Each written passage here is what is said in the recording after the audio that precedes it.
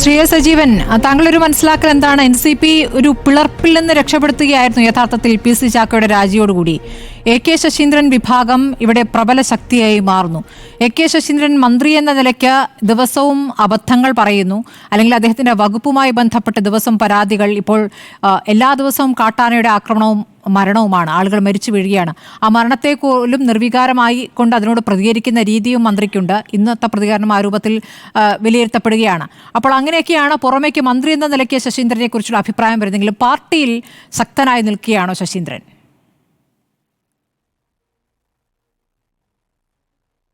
അല്ല, ഇതിൽ PC ചാക്കോ പാർട്ടിയെ ഒരു പിളർപ്പിൽ നിന്ന് രക്ഷിക്കാൻ വേണ്ടി രാജിവെച്ചു എന്ന് പറയുന്നതിനോട് എനിക്ക് യോജിപ്പില്ല. കാരണം PC ചാക്കോ അങ്ങനെ ഒരു ത്യാഗം ചെയ്യുന്ന ആളല്ല. നമ്മളിതിൽ ആരെയും തോമസിനെയോ അല്ലെങ്കിൽ ശശീന്ദ്രനെയോ PC ചാക്കോയോ ഒന്നും വെള്ള പൂശേണ്ട കാര്യമില്ല. ഈ പാർട്ടിയിലെ പ്രശ്നം എന്ന് പറയുന്നത് അവരുടെ തന്നെ ഒരു ഗ്രൂപ്പുണ്ട്, ഈ പാർട്ടി പ്രവർത്തകരുടെ ഗ്രൂപ്പ്. ഞാൻ പതിവായി കാണുന്ന ഒരാളാണ്. അതിൽ വരുന്ന ഓരോ കാര്യങ്ങളും കേട്ട് കഴിഞ്ഞാൽ നമ്മൾ ഈ പാർട്ടി ഒരു പാർട്ടിയാണോ എന്ന് പോലും ചിന്തിച്ചു പോകും. അത്രയും ഭീകരമായിട്ട് കളികൾ അന്യോന്യം നടത്തിക്കൊണ്ടിരിക്കുന്ന പാർട്ടി നേതാക്കന്മാരും അതിലുള്ളത്. ഇവിടെ ശശീന്ദ്രന് അദ്ദേഹത്തിൻ്റെ താങ്കൾ പറഞ്ഞ പോലെ അദ്ദേഹത്തിൻ്റെ കഴിവ് കൊണ്ട് മന്ത്രിയായി നിൽക്കുന്ന ഒരാളല്ല. LDF ഒരു രീതിയുണ്ട്. CPMന് ഘടകകക്ഷികൾ, CPM എന്ന് പറയുന്ന വലിയേട്ടൻ കഴിഞ്ഞാൽ പിന്നീട് ഘടകകക്ഷികൾ രണ്ട് രീതിയിലുണ്ട്. ഇപ്പോൾ CPI, കേരള കോൺഗ്രസ്, ഇവരൊക്കെ അവർക്ക് അവരുടെ അഭിപ്രായങ്ങൾ പറയാനും സമ്മർദ്ദം ചെലുത്താനും ഒക്കെയുള്ള സ്വാധീനമുണ്ടാകും. അതല്ലാതെ ചില പാർട്ടികളുണ്ട്. ഇത് ശശീന്ദ്രൻ്റെ NCP ആണെങ്കിലും അതൊക്കെ ചില ആളുകളെ ഇങ്ങനെ നിർത്തും. ആ നിർത്തലിന് മാത്രം അപ്പുറത്തേക്ക് അവരപ്പുറത്തേക്ക് ഒരു കാര്യം പറഞ്ഞിട്ട് കാര്യമില്ല. ഇവിടെ ശശീന്ദ്രൻ എന്ന് പറയുന്നത് അല്ലെങ്കിൽ കടന്നപ്പള്ളി രാമേന്ദ്രൻ എന്ന് പറയുന്നതൊക്കെ CPMന് അവർ തീരുമാനിക്കുന്നതിനനുസരിച്ച് പിന്നെ ഏറാൻ മൂളുന്ന അല്ലെങ്കിൽ യെസ് പറയുന്ന രീതിയിലുള്ള കുറച്ച് ആളുകളാണ്. അങ്ങനെയുള്ള ആളുകളെ നിലനിർത്തുക എന്ന് പറയുന്നത് അവർ രീതിയാണ്. അപ്പോൾ സ്വാഭാവികമായിട്ടും അതങ്ങനെ കൊണ്ടുപോകും. അതിനപ്പുറത്തേ വേറൊരാൾ വേണമെന്നുള്ള കാര്യമൊന്നും CPMനില്ല. കാരണം ഇവരുടെ പാർട്ടി വോട്ട് കൊണ്ട് ജയിക്കുന്ന ഒരു ആ പാർട്ടിക്ക് സ്വന്തം നിലയിൽ എവിടെ ഏത് മണ്ഡലത്തിൽ മത്സരിച്ചാലും എന്താണ് കെട്ടിവെച്ച കാശ് പോലും കിട്ടുന്നൊരവസ്ഥയില്ല എന്നുള്ള കാര്യം നമുക്കെല്ലാവർക്കും അറിയാം. അവരുടെ വോട്ട് കൊണ്ട് എവിടെയും ജയിക്കാറുമില്ല. ഇപ്പോൾ കോഴിക്കോട്ട് കുറേ കാലമായിട്ട് AC ഷൺമുഖദാസ് മത്സരിച്ചുകൊണ്ടിരുന്ന ബാലുശ്ശേരി മണ്ഡലം CPMൻ്റെ കോട്ടയാണ്.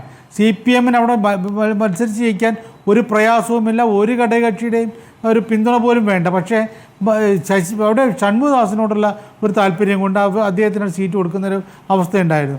ശശീന്ദ്രനോടും കടന്നപ്പള്ളി രാമേന്ദ്രനോടും ഒക്കെയുള്ള ഒരു താല്പര്യത്തിന് പിന്നിൽ എന്താണ്? പിണറായി വിജയൻ അവരോടൊരു പ്രത്യേക താല്പര്യമുണ്ട്. പഴയ ബന്ധം, ആ ബന്ധം ഇപ്പോഴും തുടരുന്നു. അതിന്റെ അടിസ്ഥാനത്തിൽ അവരെ സംരക്ഷിക്കുന്നു. അങ്ങനെയല്ലേ മനസ്സിലാക്കേണ്ടത്? അല്ല, അത് വേറെ ഒരു ഉപകാരസ്മരണ എന്നുള്ള എനിക്കൊന്നുമല്ല.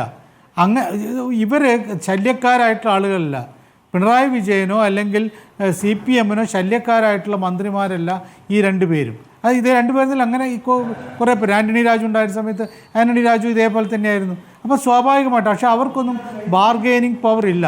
അത് കൊടുക്കുന്ന പ്രശ്നമില്ല. ആ പാർട്ടിയിൽ ബാർഗെയിനിങ്ങിന് വേണ്ടി ചെന്നതാണ് PC ചാക്കോ. അതായത് ശശീന്ദ്രനെ മാറ്റിയിട്ട് ഈ തോമസിനെ മന്ത്രിയാക്കണമെന്ന് പറഞ്ഞ് ചെന്നപ്പോൾ അവഗണിച്ച് വിട്ടു എന്നുള്ള കാര്യം യാഥാർത്ഥ്യമാണ്. കാരണം ഒരിക്കൽ പോലും CPM അങ്ങനെ ചെയ്യില്ല. ഇപ്പോൾ മാത്രമല്ല, പണ്ടിക്കാലത്ത് ഒരു വലിയൊരു ശക്തിയാണെന്ന് തെളിയിക്കാൻ വേണ്ടിയിട്ട് കരുണാകരനും മകനെ കൂടി NCPയുടെ ഭാഗമായിട്ട് പോയിരുന്നല്ലോ. അക്കാലത്ത് മുന്നണി യോഗത്തിൽ പോലും അതുവരെ ഉണ്ടായിരുന്ന NCP നേതാക്കന്മാരെ പോലും അടുപ്പിക്കാതെ നിങ്ങൾ പൊയ്ക്കോ, നിങ്ങൾ തൽക്കാലം മുന്നണി യോഗത്തിൽ പങ്കെടുക്കേണ്ട എന്ന് പറഞ്ഞ് അകറ്റിവിട്ട് നമ്മൾ കണ്ടതാണ്.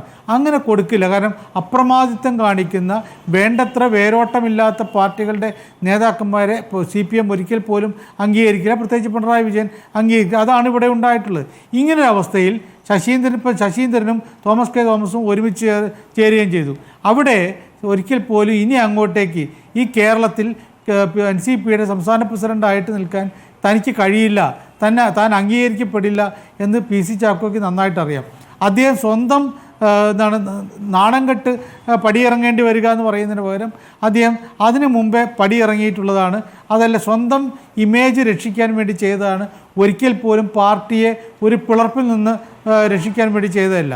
അദ്ദേഹത്തിന് ഇപ്പോഴത്തെ ഒരു അവസ്ഥയിൽ എന്ന് പറഞ്ഞാൽ ഇനി ഇവിടെ നിന്ന് മാറിക്കഴിഞ്ഞാൽ ഒരുപക്ഷെ കേന്ദ്രത്തിൽ ശരത് പവാറൊക്കെ അംഗീകരിക്കുന്ന രൂപത്തിലേക്ക് കൊണ്ട് എന്തെങ്കിലും തരത്തിൽ കിട്ടിക്കഴിഞ്ഞാൽ ദേശീയ തലത്തിൽ ഒരു നേതാവായിട്ട് നിൽക്കും. ഇപ്പോൾ പീതാംബരൻ മാഷൊക്കെ കുറേ കാലം നിന്നിരുന്നില്ല, അതേപോലെ നിൽക്കാമെന്നുള്ളതിനപ്പുറത്തേക്ക് ഒരു താല്പര്യം അദ്ദേഹത്തിനില്ല. കേരളത്തിൽ അദ്ദേഹത്തിന് അറിയാം അദ്ദേഹത്തെ പിന്തുണയ്ക്കുന്ന ഒരു ജില്ലാ ഘടകവുമില്ല, താഴെത്തട്ടുള്ള ഘടകങ്ങളൊന്നുമില്ല. അപ്പോൾ സ്വാഭാവികമായിട്ടും തന്നോടൊപ്പം നിന്നിരുന്ന തോമസ് കെ തോമസും അപ്പുറത്തേക്ക് പോയി കഴിഞ്ഞു.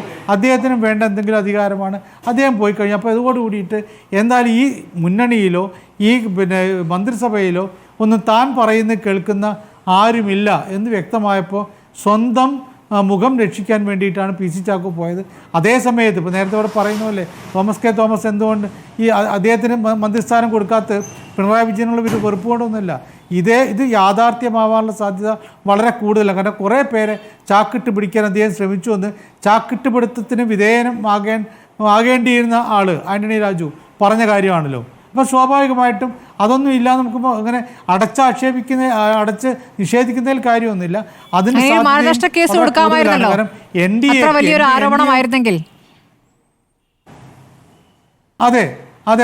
അപ്പോൾ സ്വാഭാവികമായിട്ടും ഇത് ഇത്തരത്തിലുള്ള ഒരു പ്രശ്നം എന്ന് പറഞ്ഞാൽ എൻ ഡി എക്ക് ഒരു സ്ഥാനം ഇവിടെ മന്ത്രിസഭയല്ല മുന്നണിയിൽ ഈ നിയമസഭയിലൊരു സ്ഥാനം കിട്ടുക എന്ന് പറയുന്നത്, സീറ്റ് കിട്ടുക എന്ന് പറയുന്നത് പ്രധാനപ്പെട്ട കാര്യം തന്നെയാണ്. ഇവിടെ ശരത് പവാറിൻ്റെ NCP ആണല്ലോ കുറേ കൂടി ക്ഷീണിച്ചിട്ടുള്ളത്. അതേസമയത്ത് അജിത് പവാറിൻ്റെ NCPക്ക് ദേശീയ പാർട്ടിയായിട്ട് നിലനിൽക്കാൻ വേണ്ടിയിട്ട് ഇപ്പോൾ മഹാരാഷ്ട്രയിലുണ്ട്, അതോടൊപ്പം തന്നെ കേരളത്തിൽ അവർക്ക് MLA-മാരുണ്ടെന്ന് പറയുന്നത് നല്ല കാര്യം തന്നെയാണ്. അപ്പോൾ അത്തരം ശ്രമങ്ങൾ ഉണ്ടായിട്ടുണ്ടോ ഇല്ലയോ എന്നുള്ളത് നമുക്ക് കൃത്യമായി പറയാൻ പറ്റില്ല. പക്ഷെ എന്നാൽ പോലും അതില്ല എന്ന് അടച്ചു പറയുന്നതിലൊരു കാര്യമില്ല. ഇവിടെ ആരും നല്ല പിള്ളകളാണെന്ന് ഞാൻ വിചാരിക്കുന്നില്ല. എല്ലാവരും നല്ല കളിക്കാരാണ്. ആ കളികൾ ഈ NCPക്കാരുടെ തന്നെ ഞാൻ നേരത്തെ പറഞ്ഞിട്ടുള്ള അവരുടെ വാട്സാപ്പ് ഗ്രൂപ്പുണ്ട്, അതിലിതൊക്കെ വരുന്നുണ്ട്. നമുക്ക് ഏറ്റവും കൗതുകം തോന്നുന്ന തമാശ തോന്നുന്നൊരു ഒന്നായിട്ട് മാറുന്നുണ്ടുള്ള കാര്യത്തിൽ ഒരു സംശയവുമില്ല.